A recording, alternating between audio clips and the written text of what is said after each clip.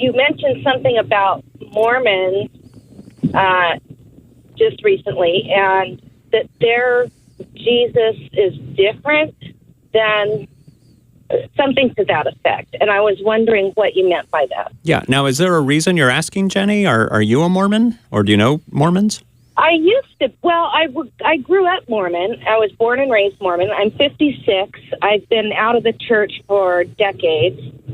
But my understanding growing up was that, you know, Jesus was the Son of God with Mary as his mother, and he was a teacher and a healer, and you know, just the basic things that you learn about Jesus. Mm-hmm. And so it kind of made me curious as to why you thought a Mormon Jesus was different than a traditional Jesus. Okay.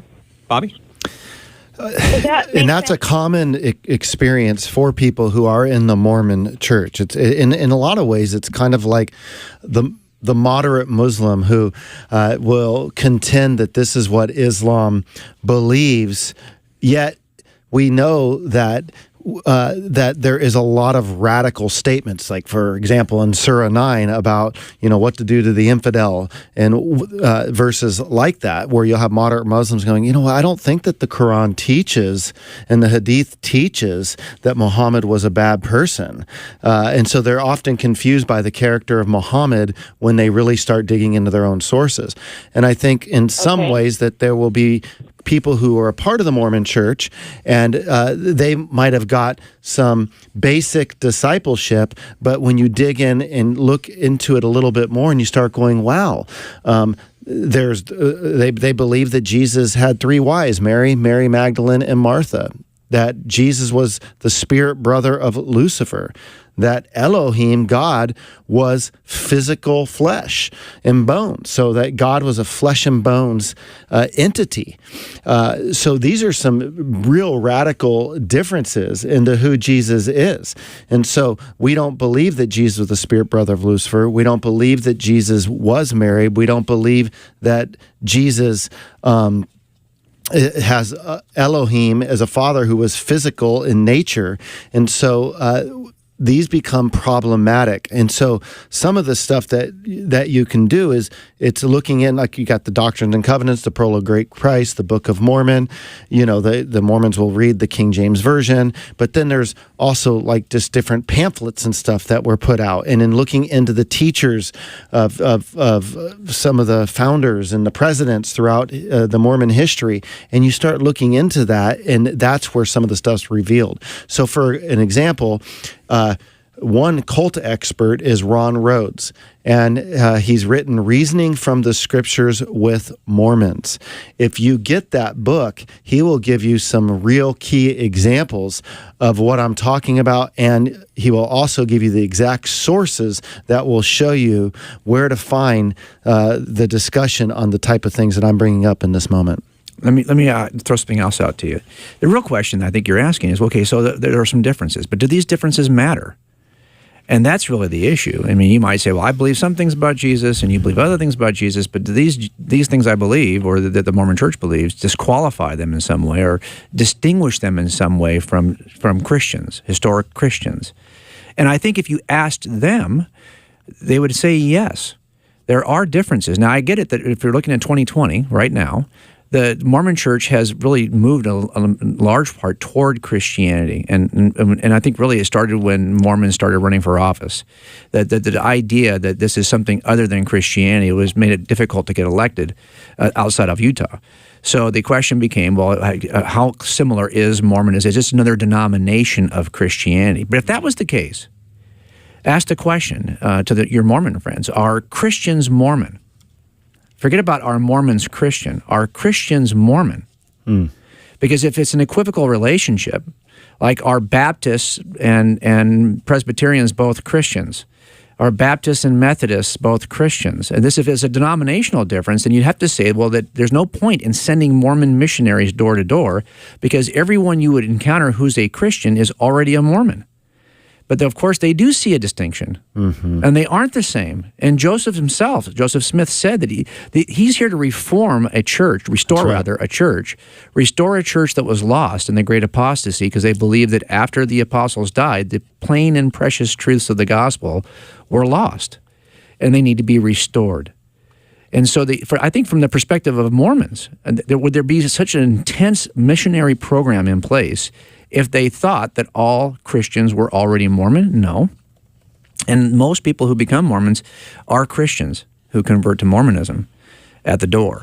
So I think this is part of the question I would ask, number one. Number two, every term, we definitely use the same terms.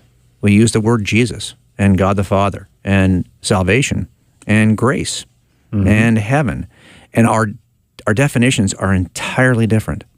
And I think a lot of the Mormons I talk to don't even realize that those definitions are so dramatically different. Like, for example, under Mormonism, Jesus is by nature a man who was exalted to godhood through his good works, but was born as a man, just like you and I. And you and I have the ability to also take the same exact position that Jesus has in a different world, because we can be exalted to God's status in celestial kingdom through our good works of being baptized in the church, being married in the church. These are things we can do. But by nature, Jesus is different. Under Christianity, Jesus is the eternal Word in John 1, who by his nature is divine, not human, who then later exalted into godhood, but is by his very nature divine. That's a very different kind of being. And so we can use the same word.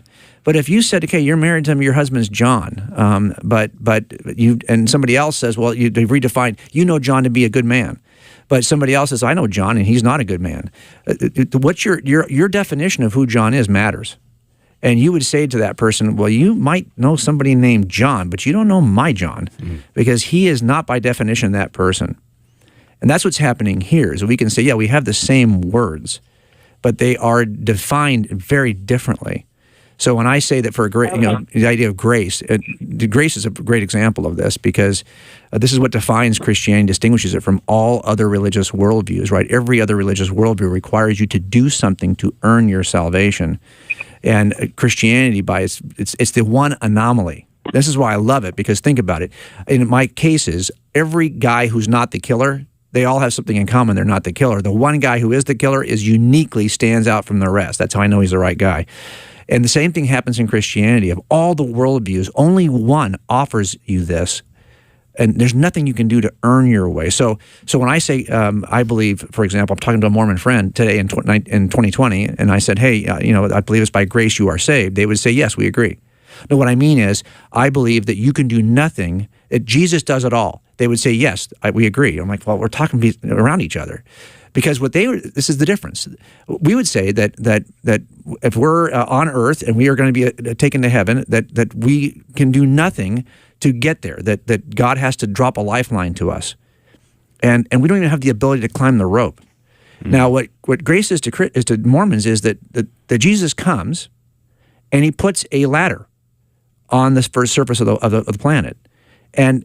And so you could say truly that I could not go to heaven without Jesus. It's all Jesus, because without the ladder, you can't climb it. But you have to climb it. You have to climb it on your own. And that's a very different version of grace. As a ladder, we think it's a rope that he drops down to us, and we're fighting against him the whole way. He has to tie it on and drag us up against our will. That's what grace is. Grace is, I will do all of it. I'm not just going to give you the mechanism by which you can earn it. I'm going to do all of it. And that's the distinction between Mormon grace and Christian grace. These things matter. I can say I love the person of Jesus that I've imagined in my mind, or I love the person of Jesus who's something other. Like, I love the husband named John I'm married to who really isn't that person. But in the end, don't we want to be in the truth? And so when we say we love Jesus and we are following the teaching of Jesus, it's not the Jesus of someone's imagination. That it's instead the historic Jesus who really did live, who really did die on the cross, and these are historic claims of Christianity, and that no one's opinion matters. What matters is, what does the Scripture, what do the eyewitnesses teach about Jesus? That's the Jesus that I want to follow. And that's why I think definitions matter. Yeah. So in Christianity, God throws down the rope. We grab onto the rope, and then he pulls the rope up. Right. To well, and sometimes we're not even grabbing. He's got to descend down the rope, tie it on while we're kicking and screaming, and then just drag us up anyway. Yeah. That's how lame we are and how incapable we are of even climbing the rope. Mm-hmm. And so that's the difference. Yeah. And so what we would say under Mormon, what Mormons would say is that, yes, grace is what God does. He gives you the ladder, the ability to work your way to exaltation. Mm-hmm. And without God giving you that ladder, you aren't going anywhere. Yeah. But still, you got to climb the ladder. And it's a ladder with 10 million rungs. Oh, absolutely. That's right. Yeah. And so that's the difference. And this does matter, right? Because you will see the level of depression amongst people who are in works-based systems. Just give you an example. Ask your Mormon friends, what's going to happen when you die? Will you be in heaven when you die? The vast majority will say, well, I hope so. I hope. They don't know where they are on the ladder. But if you ask your Christian friends, where do you go when you die? I'm going to be in heaven. Why? Because they know that it's not about ladder climbing. So that's that, and that is really the difference. You can know now that you are saved under Christianity. You cannot know that under any other religious worldview. That's right. And that is a defining distinction. And if you can't say that, and you say I'm a Jesus follower, but I can't say that, well, you've got some problem with the historic claims of Christianity, and that's why we have these things called creeds. We can argue about what should be in a creed, but creeds are helpful in the sense that they kind of lock down what are the essential beliefs that Christianity teaches, and if for no other reason, they're helpful to compare to other worldviews. So, Jenny, you know for sure that you're going to heaven when you die? Well, I do. I don't know. It's interesting, the things that you're saying, because I'm going back to my childhood and my beliefs from my childhood. And I think that I've never heard of a different kind of Jesus. I mean, I thought that we believed in the same Jesus that every other Christian believes in. If there's differences as far as whether we believe he was made a man or not, I don't think that matters as far as wanting to follow Christ and wanting to emulate him in our lives. Let's put it this way. If Jesus is by nature a man, then God said that your sin would be punished by the death of another man. That to me, as an atheist, I was an atheist until I was 35, that's the kind of barbaric thing I thought Christianity taught. But of course, if it's not God judging one man for the sins of another, but is instead God taking upon himself because he is by nature God. He is just God incarnate, part of the triune. And here's what we were talking about on Thursday, Brian. We were talking about, is it possible to hold orthodox Christian views even though you're in a church that does not teach them? And yes, it is. It is, Jenny, because, to be honest, a lot of your view of Jesus was probably derived from the culture of Christians around you rather than, when I first started getting interested in Christianity, I was 35. The first thing I did was my Mormon family. I have 6 brothers and sisters, all raised Mormon. They came to me and you're Mormon too? Well, no, I wasn't raised Mormon. I was an atheist. I was the one from the first marriage who didn't know anything about God. My dad's second marriage has 6 kids, and they're all raised Mormon. So when I got interested in God, they brought over a Book of Mormon. I was very interested in the Book of Mormon. I didn't know anything about God. So I read through the Book of Mormon. I read through the Doctrines and Covenants. I read through the Pearl of Great Price before I ever read the Old Testament. And that was my journey in. Now, if you'll do that, now most Mormons I know have not done that. They have not read through their own scripture. And so they don't understand the differences. Mm-hmm. And they haven't even read the teaching of their own prophets. If you read the teaching remember that under Mormonism, revelation is not just in Scripture; it's also in the spoken word of prophets, who are speaking for God. Yes. When they don't agree, sometimes you'll see the historians will say, "Well, they're not really speaking for God. Not every utterance of a prophet is for God, but when the prophet says God says this, he's probably speaking for God." So that doesn't have to kind of match. So if you read through all of that, you will eventually, if I'm honest with you, you'll come out of Mormonism.